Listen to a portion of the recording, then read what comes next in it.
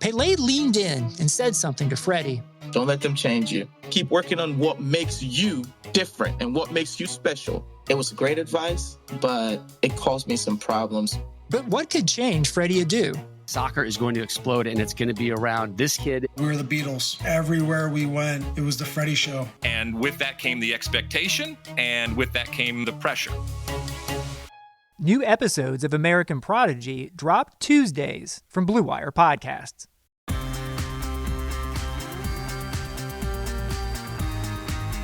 What is up, Hardwood Knocks listeners? I am Dan Favale, coming at you without my fantastic co-host this time, Adam Frommel. I am excited to get back to our team Lookahead train. We took a brief break so that we could do our win total projections relative to the over-under. If you've not checked out that pod, please do so. It was a lot of fun as per usual. This time we're going to be talking all things Cleveland Cavaliers and San Antonio Spurs. For the Cavs, I've brought on Justin Rowan. He co-hosts the Chase Down Pod, which is a part of the Blue Wire Podcast Networks. Follow him at Cavsanada. That's at Cavsanada. Then for the Spurs, we will be speaking with Paul Garcia. He covers the NBA and the Spurs for Project Spurs and analyzing the league. Follow him on Twitter at Paul Garcia NBA, spelled exactly as it sounds. Excited to talk to them. Before we get started, though, just another reminder, the usual reminder to please subscribe to us if you've not done that already. If you're a first-time listener, wherever you're getting your podcast, download every episode. And regardless of whether you use iTunes, please head over there, search Hardwood Knocks, throw us that 5-star rating, write a review. They help us out a ton. I cannot stress that enough. And such a small fraction of people who listen to this podcast relative to our downloads every single episode have done so. I'm not trying to pester you, but it could really help us out. So please do that. Without further delay, though, let's talk some Cleveland Cavaliers, or everything Cleveland Cavaliers, with Justin Rowan. And then we'll move on to everything and anything San Antonio Spurs with Paul Garcia. Paul, thank you so much for coming back on the Hardwood Knocks podcast. How are you doing? I'm doing well. Yourself? I'm doing well. I can't believe that the league is starting, but I also, because as we're recording this, preseason basketball is happening. I can't bring myself to get excited about preseason basketball, but it does mean the season is near, and it's starting later, but the season also just ended. Time is nothing and everything at once. I'm tripped up all over the place, but I am excited, obviously, with everything that happened over the offseason to watch some more meaningful basketball. Yeah, I actually just put on the game for the first time, and it's, I see here fourth quarter, and the Rockets are up like 30 points. So what I am interested in seeing right now in the preseason is just kind of what the arenas look like, because right now a lot of the teams don't have any fans. So just kind of seeing the different layouts, and like I see here the Bulls game, they have it covered, the seating with like some sort of tarps. Yeah, I was wondering if they could do what they did, like set up something similar in the bubble just to give shooters better sight lines. They'll have them like organically without fans there, but I heard a lot of players talking about like how nice that just black backdrop was. And so if you're not going to have fans in arenas, like, can you technically just set those up behind the basket? Like, yeah, so that'll be interesting to watch. Yeah, especially like with the Spurs, they play Saturday. And I'm interested to see what that looks like. Speaking of the Spurs, their offseason was, I would call it mostly uneventful. Like they, touch-ups. They added Devin Vassell. They have Trey Jones. They re-signed Jakob Poeltl. Eubanks is back. Just based off what they did, how not only was there not any major new additions, but just no major changes at all, it does feel like they're going into this season trying to strike a balance of, hey, we have young players that we want to groom and develop, but like we also have these veterans, so we're going to try and stay in the playoff hunt. Is that an accurate snapshot of their direction, them trying to straddle both of those lines? Yeah, you did a really good description there of kind of describing that's exactly where they're at. They weren't going to make any, drastic changes this offseason unless the players made those decisions. So that would have been like Jakob maybe getting a big offer from another team that made the Spurs really think about matching, or maybe about DeMar DeRozan, opting out of his player option and instead of becoming an unrestricted free agent. Well, since the players actually decided to return, it made it easier for the management and the team to make sure that they, they do stay competitive this season, trying to get into the playoffs. This new format's going to help them out where they basically have to stay stay within 10th at worst for themselves. And then they kind of straddled that line all year where like Coach Pop wants to give a lot of the young guys some more minutes, like we saw there in the bubble back in July and August, while also staying competitive and really shooting for the playoffs. And they're thinking that their team is going to get better because they are bringing back Trey Lyles and LaMarcus Aldridge, two pieces that were integral to them before the pandemic happened last season. So they are kind of playing both of those lines, I would say, and they really have a choice during the season. I know we're going to get into some of this later on in the episode, but they have those choices of like they can easily just punt the season away if they need to at any time, or they continue to try to basically get into that get into a playoff spot throughout the year. And the main thing from what I would take away in terms of like their very quiet offseason is the fact that they set themselves up nicely for next offseason when they are going to have some max cap space. So I think that's why we didn't see any drastic changes with them, because again, they don't want to ruin that cap space, that amount of open cap space that should be there for them next offseason.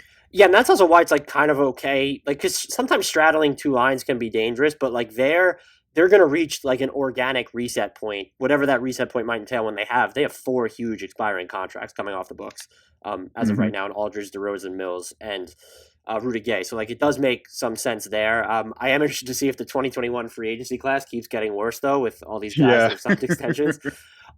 Does it get harder though? So like in the bubble, you don't have LaMarcus Aldridge, you didn't have Trey Lyles. Didn't they told Patty Mills he wasn't going to play. Does it get harder now then to integrate the youngsters? Yeah, I mean, the preseason, they're going to be okay because actually they're dealing with some injuries to some of their core players. So like Keldon Johnson won't be there in the preseason. Derrick White's going to miss. So those are two pieces who will be there, when the season really starts. So it's going to be some sort of like slow integration in terms of adding 2 guys who were part of the team before the pandemic. And like I said, in Aldridge and Trey Lyles, while they saw Keldon make a leap there in the offseason. They saw Lonnie Walker. In the bubble, they saw Lonnie Walker. They saw Derrick White. All these young guys really made a lot of growth there in the bubble, and they want to keep that format, that kind of pace that's not really centered around a half-court style offense, a lot of mid-range stuff. It's more, more attacking the rim kind of things. I know that, we like to say it's more of a spread-out type of offense, but it's really not. They don't take that many threes with this system, but they're at least spreading it out, the offense, and they're just really attacking the rim, getting to the free throw line, getting inside the paint, and then being more versatile on defense. So it is going to be interesting to see what these lineups look like. I think that even just trying to, I was writing a piece recently, and I was trying to figure out the starting lineup, and I came to the conclusion that I think that Derrick, Dejounte, DeMar, and LaMarcus will for sure be the 4 starters. So then you're kind of wondering, how do they go with that 5th starter? Is it Jakob in a traditional lineup, or is it maybe like Lonnie Walker, Keldon Johnson to keep it small and more versatile? So that's why it's going to be a really interesting team to watch, and especially like I said with Aldridge, because he does like to go into the post. Right now, him and Coach Pop and all the players, they're saying the right things. They're saying that he's popping out to 3. Jakob Poeltl just yesterday, he had said in his interview that it's actually tough to guard Aldridge now because he's picking and popping to 3 so much that it pulls him away from the rim, and it's hard to play defense against Aldridge this way. So we'll see. Like I said, I really got to see it to believe it, because I know Aldridge increased his attempts from 3 last year after like January. But again, is it really a natural thing for him to actually pick and pop consistently from 3? Is it natural for him now to actually give up a lot of that post-up offense that he really likes to go to? Yeah, I feel like you can almost pinpoint the exact game where Aldridge's shot selection just changed. Like, because the increase in 3-point volume for him and sort of the team at large, like it was pretty stark at one point last season. And you had kind of mentioned this already, like about the speed at which they were playing in the bubble. Per Unpredictable, they were 4th in average possession time. The bubble feels like somehow 8 years ago, so I don't even remember that they were playing that fast. Do you think that's going to be, I don't think that if you're going to have Aldridge on the court for a bunch, I don't know that you could commit to playing at a similar speed now, but are they going to be like committed though to getting out in transition more? Maybe if it's even a matter of they're just trying to be more optimistic on live balls as opposed to just inbounding the ball and really trying to go wire to wire from the jump. Yeah, I think so. I mean, based on, again, all we have right now is what they're saying in the interviews of players. We're not getting a lot of video out of those practices, those close practices. So we don't really know how they're actually, setting up lineups and things like that, and how they're pushing the pace. But again, from what the players are saying and what Coach Pop has said is, yes, they do want to be way more energetic. They want to get out on the break a lot more, really defend first and then get out and kind of just almost like read and react. Not really have a lot. One of the things that a lot of the players, there was like 4 players who really harped on this in their interviews these past 2 weeks, is that they really said that the biggest difference that they saw, it wasn't necessarily the pace, even though it felt like they were playing faster. It was the fact that Coach Pop really let them he didn't force them to run a lot of half court sets. He let them kind of just read and react, like I said, just kind of attack the defense wherever they felt like the weakest point was, and quickly get to the rim or try to get to the free throw line. And that was something a lot of the players said, that normally under Pop, it's tough because he's kind of the game manager, where he wants a lot more half court offense. He wants to be calling plays nonstop. And so because of that, they really got to just kind of pick apart and play a lot more pick and roll and just kind of drive in and then kick out kind of offense. And so that was really good for them. And I think that's where you see a lot of that, the increase in pace, but then also the fact that they're playing better defenders now. They don't have Marco Bellinelli anymore. They don't have Bryn Forbes anymore. So a lot of their players that where they had some defensive issues, they have just a lot of long, young wing players. So those players are going to defend well, get the rebounds, and then of course a lot of the younger ones are going to get out, like Lonnie Walker, Keldon Johnson. They're just going to get out on the break, and so it's easier to feed them. So I think that's definitely something you see from this team. They do tend to, and I'm wondering if it's different because they seem like they're going to be more invested in their youth, but they tend to bring their rookies along slowly. And then now I think you get into the point, like the guys coming out of college, like Devin Vassell, they haven't played since like February, March, whatever it is. And they haven't really had a training camp now. Like it's going to be a fake training camp basically when the season starts. Do you think he gets a chance to play like an actual role on this team, or do you expect it to follow, even with Trey Jones as well, a similar trajectory to a lot of these other guys, where Derrick White, I think, was under like 9 minutes per game in his rookie season? It was something similar with Lonnie Walker as well. Yeah, so one thing that's going to really help out Devin is that there are some early injuries in the preseason. So like if he can really show up and play really well in these few preseason games, he really can make Coach Pop start to think, when everybody gets healthy, maybe I have him as a player in the wings, waiting. Right now, just based on their depth issues they're going to have right now, because they have so many. I mean, it's not a bad thing, but they have too many players right now, or some guys you have to sit out. That's just the way it is. So I do see Devin and Trey for sure. If there is a G League season, playing a little bit early on in the first few months with the G League team. Like I said, the preseason, Devin might get a lot of minutes, but as soon as Keldon gets healthy and as soon as Derrick White gets healthy, those minutes will be gone. I think the battle you can see I don't see Trey at all getting any chance of actually cracking the rotation unless somebody gets hurt, unfortunately. So I think that the point guard spot is pretty short up with Dejounte Murray and even Patty Mills. I know that you talked about earlier how Patty kind of sat out and was like an assistant coach in the bubble. Well, that was good for him. He said he learned a lot and stuff like that from the coach's perspective. But it also, I think it showed him that he's pretty much getting close to the end here in terms of is he going to be that player who's going to get ready to retire in a few more years, because he's actually been saying coming out of training camp that he wants to be the Australian national team version of Patty Mills, a very much more aggressive player that we have never seen in San Antonio. He's more that team-oriented kind of player. He does a lot of more spot-up threes and kind of sets up the offense. Well, now he's saying he wants to be a lot more aggressive off the bench here. So I'm actually interested to see how Patty plays. So again, I think the point guard spot is kind of short up. There's not really any type of chance for Trey Jones to crack it. But Vassell has a chance, because I think that there's going to be that just some minutes there between Lonnie Walker and Keldon Johnson kind of fighting for who's going to start and then who's going to get the minutes off the bench. And if any of those players has like a slippage and they start to have some trouble, well then I think Coach Pop could easily pull give Vassell a chance, kind of like what he did last year when he started bringing in Keldon slowly, and how Lonnie started taking minutes away from Marco Bellinelli just like 2 years ago. Yeah, you kind of touched on this by naming all these guys, but there was a point, and it was even when Kawhi was on the team, where it just felt like they had two rotation caliber, like actual true wings. And now they all of a sudden just have a bunch of these guys between 6'6" and 6'9". Has that been like a conscious team building decision, or more just incidental because of talent that's been available in the draft?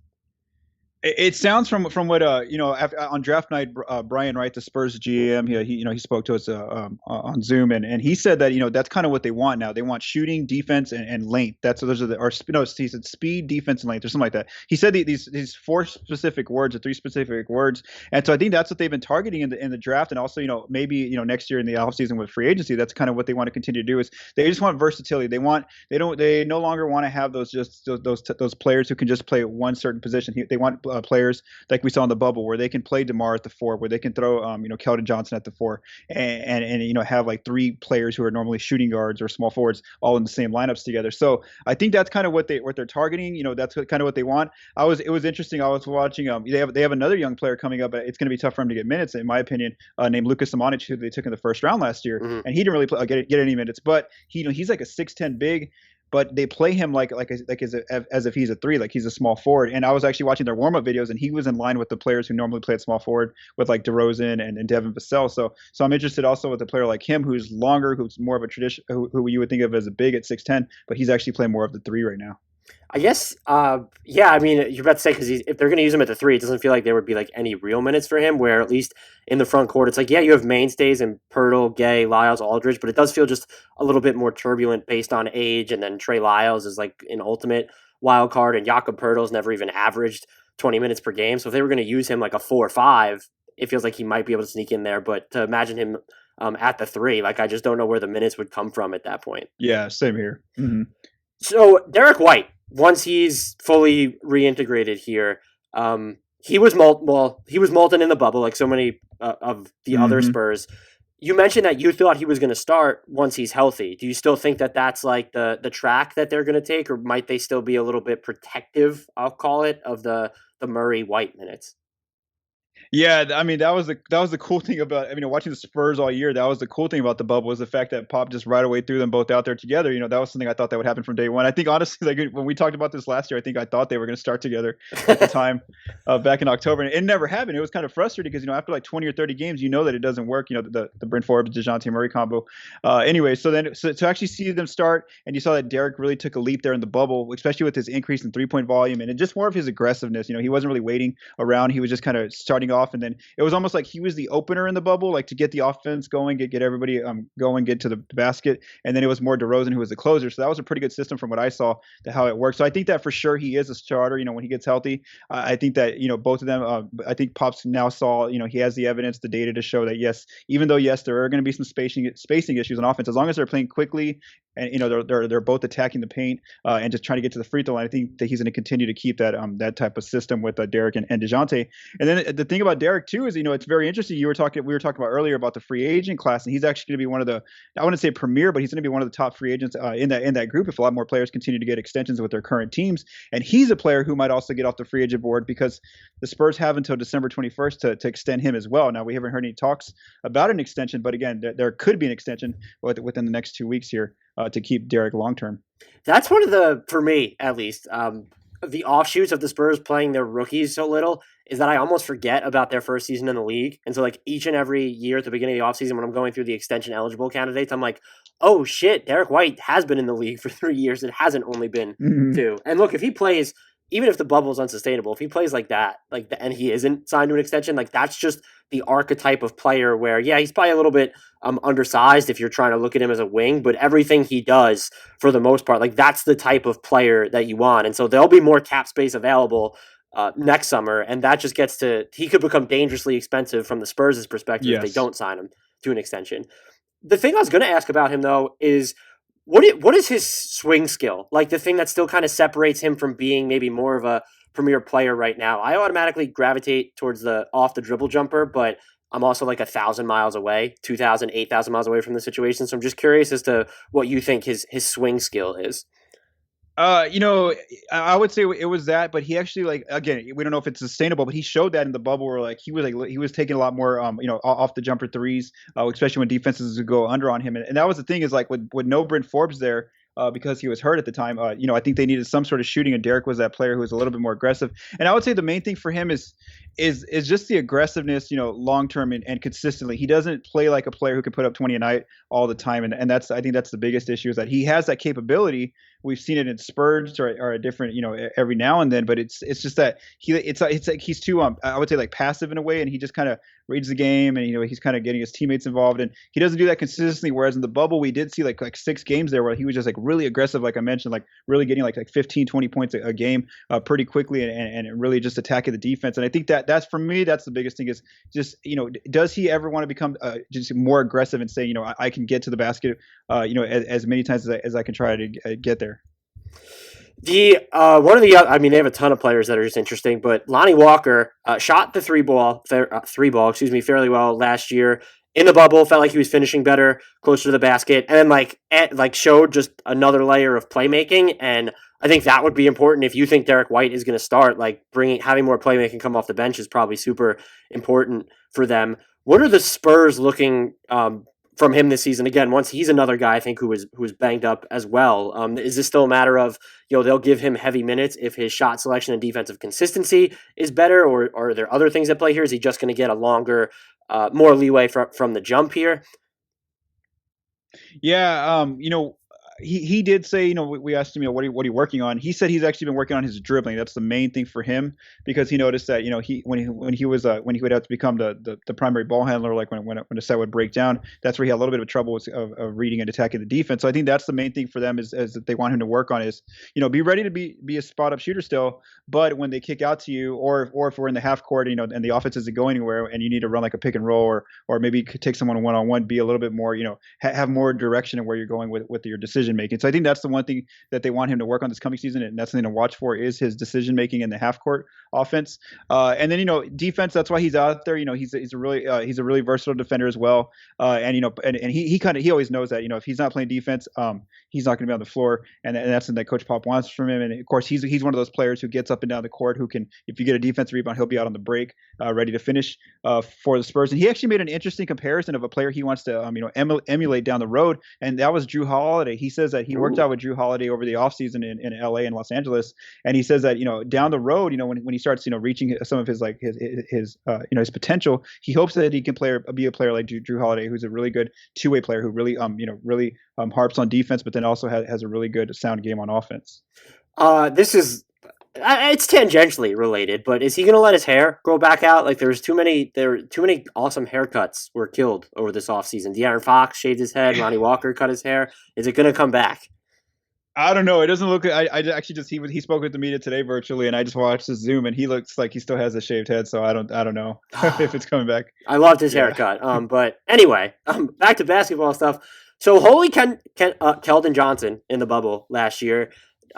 His volcanic shooting was just one thing, but I just didn't realize that he could move so well defensively, or that he had the defensive range that he did, where like they were using him as like sort of a quasi big at points. Seemed like he held up pretty well on the glass too. I know you said he's not going to be there probably to start definitely the preseason, but really maybe even the regular season. But like, what's the Spurs' hope for him this year? Is again, I know there will be a bunch of guys competing for minutes, but if you're just from you looking at this, would you assume that he just is an instant part of the rotation, or is he someone whose minutes could just be trimmed a little bit, just given the multitude of like bodies the Spurs now have at those 2 through 4 spots?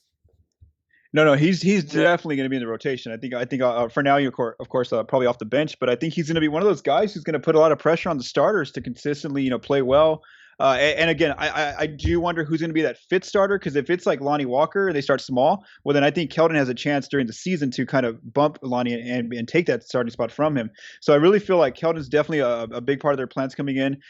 We haven't actually spoken to him during training camp, but I'm actually interested to see what they actually asked him to work on in the offseason, because like you said, I mean, defensively, he's there. He's got it all. He's playing really well there. And that's why he was actually getting minutes before any other player, any of the rookies, was because, again, when Coach Pop sees that a player has defensive potential, he immediately, starts to get intrigued and starts getting some minutes, like we saw early on with Kawhi a few years ago. And that's like a big reason why like you see Keldon get minutes in year one, but you don't see a player like Lucas Samanic, who isn't known for his defensive skill set. So yeah, so with Keldon, like again, like even and it was only small sample size, 8 games. In the bubble, we shot very well from 3. We'll see if that's actually real. That might be the understatement of the year. Yeah, shot really well. Yeah. So I wasn't putting a lot in the. I mean, I think he'll have a fair, 3-point shooting average. It should regress a little bit. But the thing that was really interesting about him, honestly, was the fact that like I actually like I spent a lot of time making videos of watching him and what he did in the bubble, and he really did a great job of like on secondary action where like somebody drove into the paint, they kicked out to him in the corner, and he either drove in and got to the foul line, drove in and finished, or drove in and kicked out to his teammates. So that was just something that I saw a lot of growth from him. And I didn't watch him a lot in Austin before the pandemic, so I don't know too much of how well that was coming, that was growing that part of his game. But again, that secondary action was something that I really saw that was very well for him. And then also him pushing the pace, like when he would get a defensive rebound, he would on his own like just read the defense, and if he thought that he could beat a guy to the basket, he'd do that. He'd just go aggressively toward the basket and finish or get fouled. And so that's something that, again, I think that's why we saw that a lot of growth from him. And I'm really interested again to see what do they want want him to do? What did they have him work on in this offseason? Because if they had him start working on some half court stuff, like maybe running a little bit of pick and roll, or just doing some sort of isolation things, then that's very interesting, because that means that long term they do have some plans for him to develop offensively as well.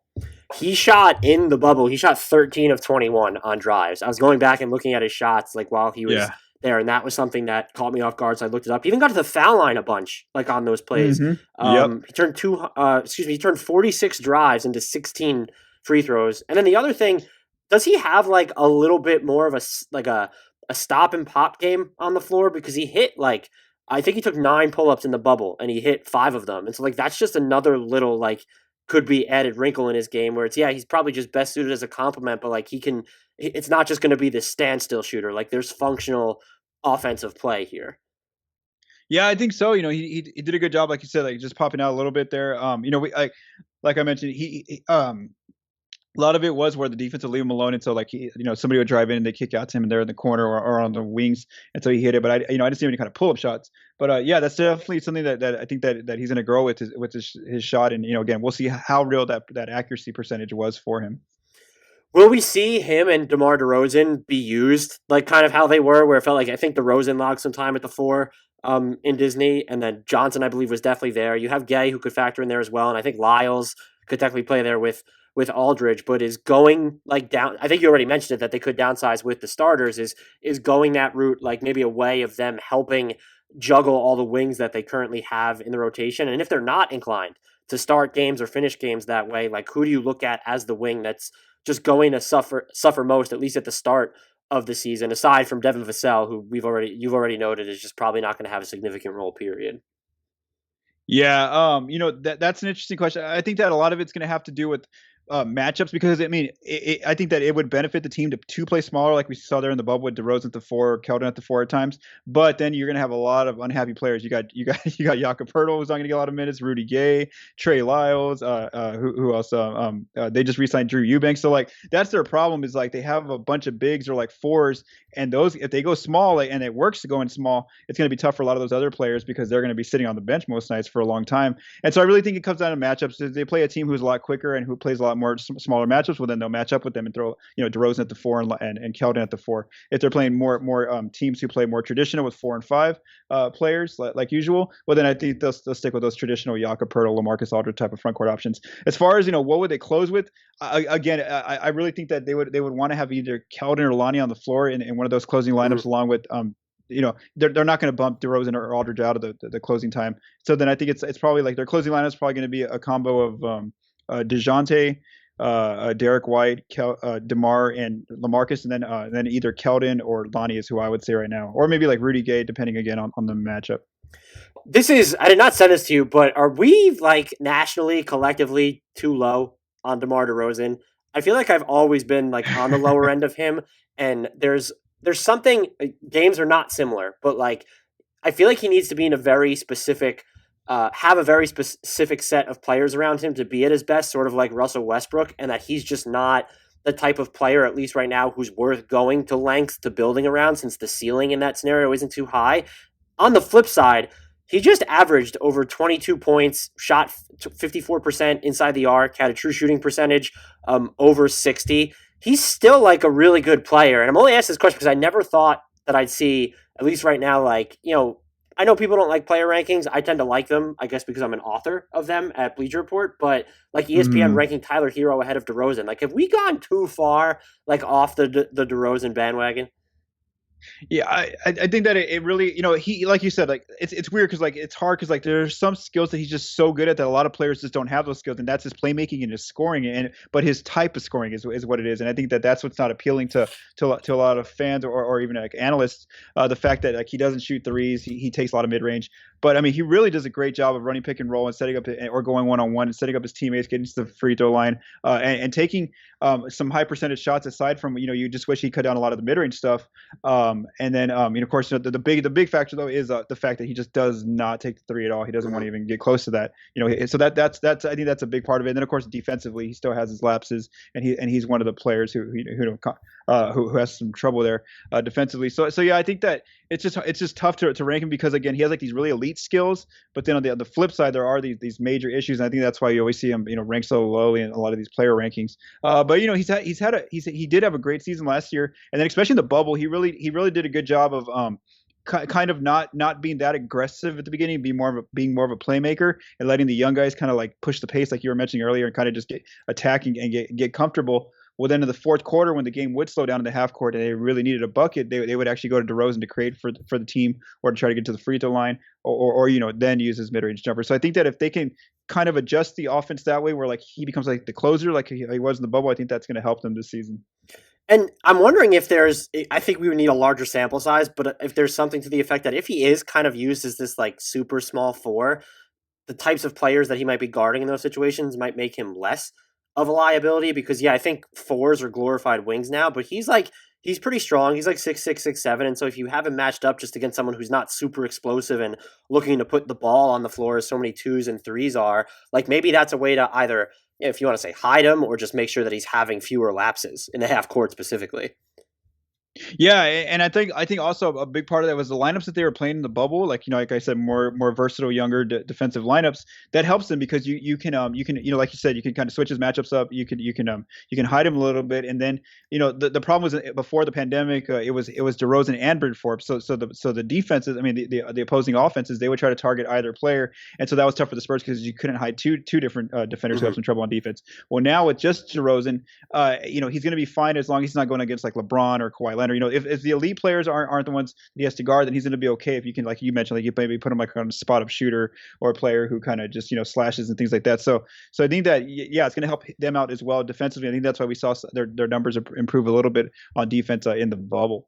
Yeah, I was looking this up while you were speaking. The most used lineup with him at the 4 last year was close to league average defensively, which is not like bad at all. Like that would be a win if you end up like giving up only 110.5 points per 100 possessions with him at the 4.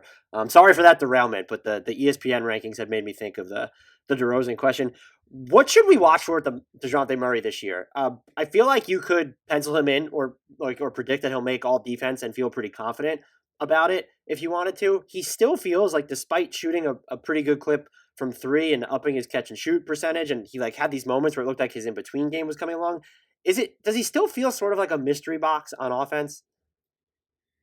Yeah, that's the thing. I think that for sure. What you just said there. I think that this year he's going to have a really good defensive year. Especially the fact that he's going to be around better defensive players. We saw what he was able to do just 2 years ago when he made the second team all defense when he had better defenders around him.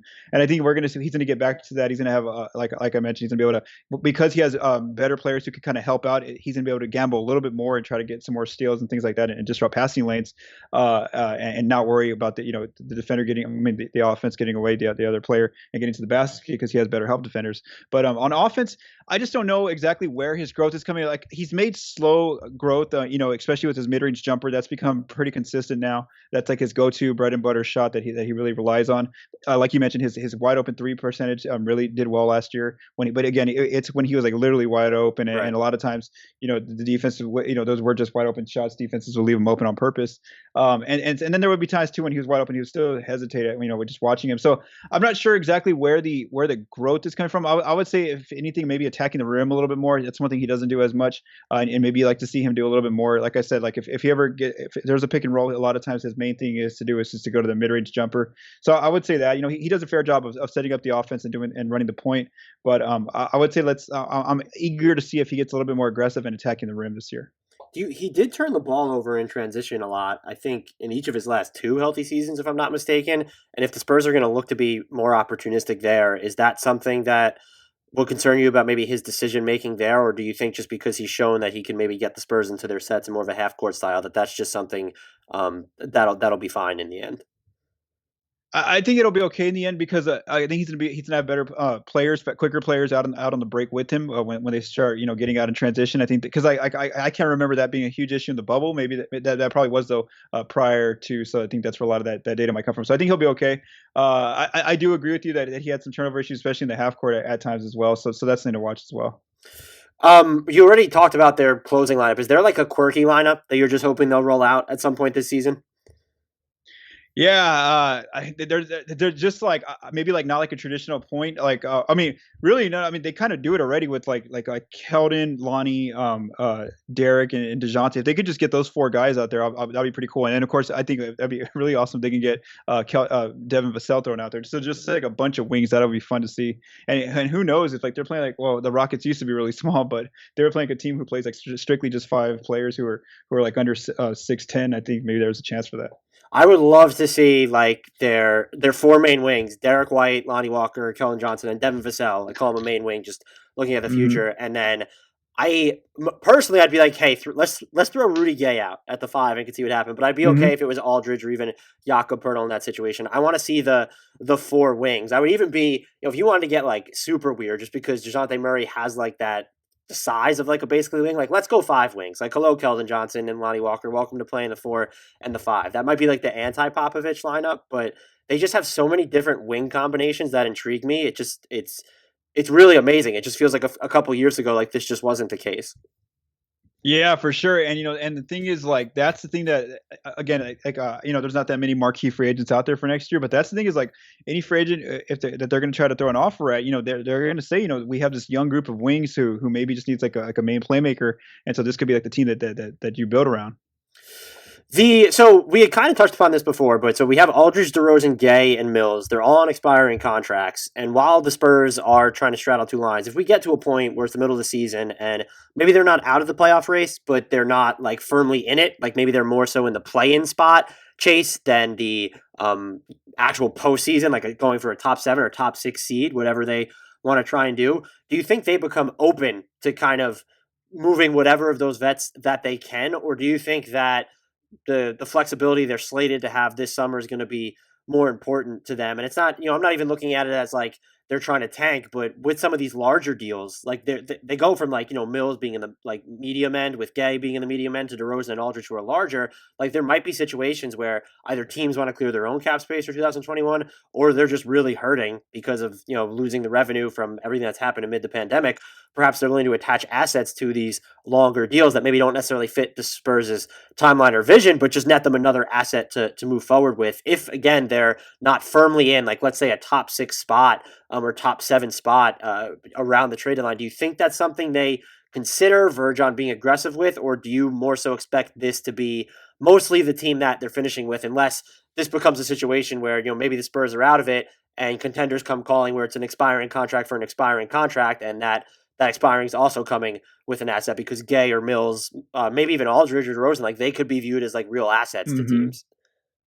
Yeah, no, for sure. And I agree. I think that this offseason, right before the draft, it showed us exactly the kind of the engagement they're going to have with teams in terms of trades for these players. Because we did see DeRozan in trade rumors. We saw Aldridge in trade rumors. We even saw Patty Mills in trade rumors. We didn't see Rudy, but there's basically, I think that from my perspective and how I'm gonna see this whole season going through up until the March trade deadline is, I think they're going to continue to take any calls on those 4 players, and maybe even Trey Lyles, because he is, he's also like, he's kind of in that midway between the young guys and the veterans. I think that they're going to be taking calls on all these players throughout the year.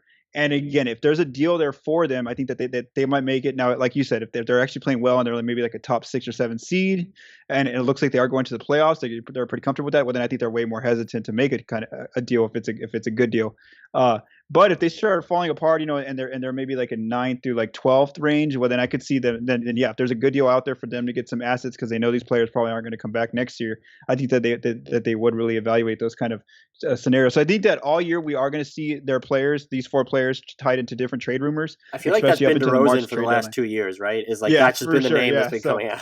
And yeah, and like just a team that really just I think about that's good. That if they struggle out of the gate and they think they need some extra help, I think somebody like Boston might, because they just got that big trade exception where they'd have to make some different roster moves, some cap mechanics, but they could actually make it work where they can end up pulling in Aldridge or DeRozan, just a former All-Star type caliber player, if they really wanted to make, if they really struggled though with the group that they have. So again, I think that like you mentioned, there might be a playoff team down the line where they had high expectations, they're not meeting those expectations. So maybe they do want to get a Patty Mills, a Rudy Gay, LaMarcus Aldridge or DeRozan. So I don't know if, just knowing the Spurs, I just think that these 4 players are probably going to end up finishing the year. But if things go south and it doesn't work out, and we can tell they're not going to be a guaranteed playoff team, then I again, I think they take calls all year, and maybe there's a chance they move some of these players. Because again, 4 assets like you mentioned. Because at the end of the day, I don't think these 4 players will be back in San Antonio next offseason. I do have 2 follow-up questions to that. One, if I forced you to choose, which I am, who would be the least likely player to finish the season on the Spurs among those 4? I would say DeRozan right now. Really? Just because of his, only. You know what? Never mind. Changing. I'm actually, because I'm thinking of their contract status. I'm thinking of Aldridge right now because of the numbers a little bit lower to trade away. It's at $24 million, whereas DeRozan's at 27. I kind of thought it might be Mills. I don't know if that's like too much of a culture hit, just because he's such a cultural touchstone there if you move him. But that's like a guy who is shooting off the ball still, as long as he's healthy, he's going to be really good. And that becomes like something that's, if you can have him on the floor defensively in the playoffs, that's something that becomes super valuable. And his money is just so digestible. Yes, for sure. Yeah, that could happen too. Patty is, like you mentioned, the biggest culture piece here in San Antonio with the team, with the fan base. But like I said, it looks from the signals we saw there in the bubble was that they were almost like they were getting ready to put him in that role of like being that veteran player who's kind of just there for the locker room mentorship. But he like I said, his comments are a little bit different starting off training camp, because that's stuff that he hasn't really said before in San Antonio, saying that I want to be more aggressive on offense. I want to be the Australian national team version of Patty Mills. Like, he's saying those things out loud. So I think that he knows that maybe the Spurs and the league are looking at him like that, one of those players who's out the door pretty soon. But so instead, he wants to show that he still has a lot there for himself to kind of show that he can be an aggressive player. This is not something I sent you, but I was curious about it. How many minutes is Jakob Poeltl getting this season? Like, he's never averaged 20. Yeah, that's a great question. And they gave him those like in the bubble, and then he just like, at least in I think it was the beginning, or maybe it was the stretch of the middle, like he just fouled a bunch when he was given more minutes. Yeah, and he said that in one of his interviews recently. And so like he did say like his short-term goal for this season is to be a starter, which like that's kind of tough if they want to continue to play a little bit smaller. So like there's no guarantee and that's why like as far I had a good feeling that they were going to bring him back. But I didn't know exactly, how they were going to make this work when everybody's healthy, all the bigs, and that's the problem you see there is like, and Jakob said that, in the bubble when he did get those increased minutes, he's hoping to get that type of minutes again. But he says that it was a lot harder for him defensively to make sure that he's not fouling as much, because then he sees that it takes him out of the game, and he just wasn't used to that. But he was saying that he hopes with more reps in that type of situation, he would get better at it. But again, I can't give a prediction on the number of minutes, but man, it's going to be a tough one, because like we just said, there's Rudy, there's LaMarcus, there's Trey, and then there's Jakob, and then plus Drew Eubanks is back again too. So there's no guaranteed minutes at the big spot unless your name is LaMarcus Aldridge. That was Drew Eubanks was another guy in the bubble who just like played really well, where it's like, wow, that guy can actually move pretty well on the defensive end. And they got him for nothing to bring him back. Yeah, just the minimum. Mm-hmm. Oh, and look, Jakob Poeltl costs less than Mason Plumlee, so that's a win right off the bat. Yeah. So what's a realistic win total for this team? You can feel free to punt on that, but also like where do you envision them sort of finishing in the Western Conference? And just so our listeners know, like this is just you could base it off however you want. Like if you're taking in maybe the prospect of trades or just leaning more into the youth at some point in the season, however you want to do it. Okay, so what I came up with was they finished at 45% winning percentage last year in an 80 and it was less than an 82 game season anyway, a shortened season.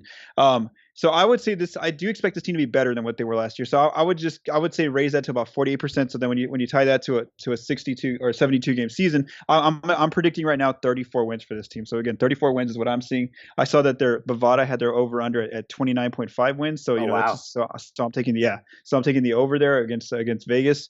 And just overall, I do see them in that 8th through I would say 8th through 11th range. I think that they're going to be one of those teams who's kind of right there in the playoff hunt or at least through the bubble playoff. For the play-in playoff hunt up until like 10th. So they're going to be straddling that line.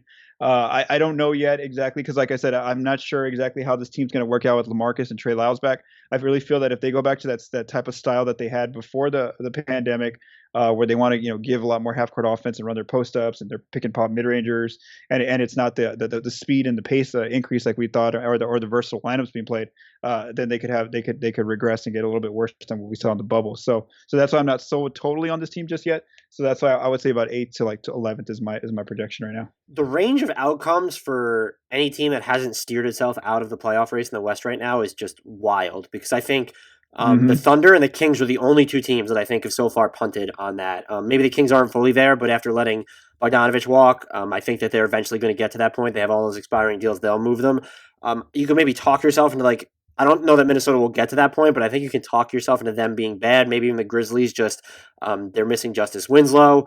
They, just have a ton of questions. Jaren Jackson Jr. is not going to be healthy to start the year, but just like even the really good teams, like a lot of them didn't get better. We have no idea what's happening in Houston. You could argue that Denver should be fine, but like they did lose two of their best wing defenders in Grant and Craig. Portland got a lot better, but they weren't contenders to begin with. I think Dallas got a little bit better, but Kristaps Porzingis won't be healthy to start the season. And what does he look like? The Suns get a lot better. So like the Spurs are just like you could probably talk me into, let's just say this team stays together, everyone stays healthy. You could probably talk me like from anywhere between 3 and like 11 or 12 for this team. Yeah, no, for sure. Yeah. And I would actually go, I would say like even like 6 or 7 sounds pretty solid for them too. If like, let's say the young guys, really continue, because I think a lot of their success is going to be on the young guys. How do they develop and mature? I know that they lost Bellinelli and Forbes, but the thing is Forbes is huge for their outside shooting. And so there's really not, aside from Derrick and like Patty Mills, none of these guys on this roster right now are like solid, like 3-point shooters. So I think that there's going to be a lot of questions for this team in terms of spacing. So, we'll see how it goes. But again, they can make up for that with that increase in pace if they continue that style, though.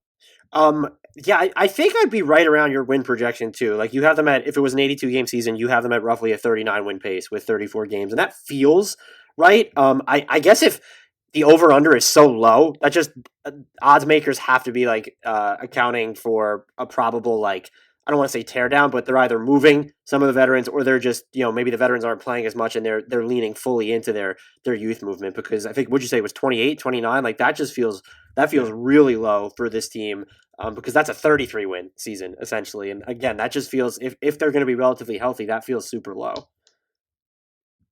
Yeah, for sure. So yeah, I think it was at 29.5 wins on Bovada. Is there anything else that I didn't ask you that you want to talk about? Anything that's under, covered with this team nationally? Do you have any strong, Quindary Weatherspoon takes? Anything like that? No, I mean, I'm just trying to think here. Like, I'm just interested to see again, like how everything works out with them. Like, especially like my biggest question is the bringing back Aldridge, because it is like, a little bit. I mean, that's like, again, he's one of your core focal points in terms of where you go to on offense, and so that's going to be something to watch. Right now we're hearing the good things about he's picking and popping from 3, but I've watched LaMarcus now for a few years here in San Antonio, and it's a lot of it is still that pick and pop from mid range and getting your post ups and your turnaround shots, and that stuff is just that's not what they did in the bubble. And so that's why I want to see if they really can, how much they can replicate what they did there in the bubble with these younger, more versatile lineups and these younger players, and see how it works out. So that's that'll be interesting to watch, and I think also just the trade activity with this team in terms of all the rumors that are going to be happening, I think all season long up until that trade deadline. It would be out of character of them to do like anything substantial mid-season, but they've also they haven't been set up to do something like this in a really long time. Like it's just, if they either don't want to make the playoffs or they're just not firmly in the hunt, like they are just so perfectly set up to like begin their reset a little bit earlier, just sell whatever veterans they can for assets, and maybe not even having to take on long-term money in the process. But they're also set up because their contracts are so big that, hey, if that's the route they want to go and they don't care about having cap space this summer, they could do that. So they just have so many different things that they could do, but that's discounting the fact that I wouldn't view this team as even in the second or third tier of like contenders, if you want to say the top 6 teams in the West, but like they could actually be, if they're healthy, still really good, even if there aren't teams in the West that are just, waving the white flag at some point during the middle of the season. Yeah, no, for sure. And then I think one other question, one other thing I kind of want to watch too is, which out of these young players, who's the guy who really makes some growth, like really just takes a leap? I wonder if there's a player there. And if I had to say someone, I would say maybe Keldon Johnson takes more of a leap there this coming season. You think more so than Lonnie Walker? Yeah, I think so. Just again, based on what I saw there in the bubble, and to the end of the year in the summertime. So I really feel like Keldon was one who was really making a lot of growth and just moving upward. Paul, this was great. Thank you for giving me 45 plus minutes of your time. If you guys are not following Paul on Twitter, remedy that immediately. He is at Paul Garcia NBA. That's spelled exactly as it sounds. He covers the NBA for Project Spurs and analyzing the league. He also hosts the the Spurs Cast. I'm sorry, I don't know why I was stuttering there. So he hosts the Spurs Cast podcast. Again, follow him on Twitter at Paul Garcia NBA. I'm sure, as you know by now, Paul, I will be pestering you again in the future. So thanks again for coming on. I really enjoy the discussion every time you're here. Awesome. Thanks, Dan. Yeah, this is fun for sure.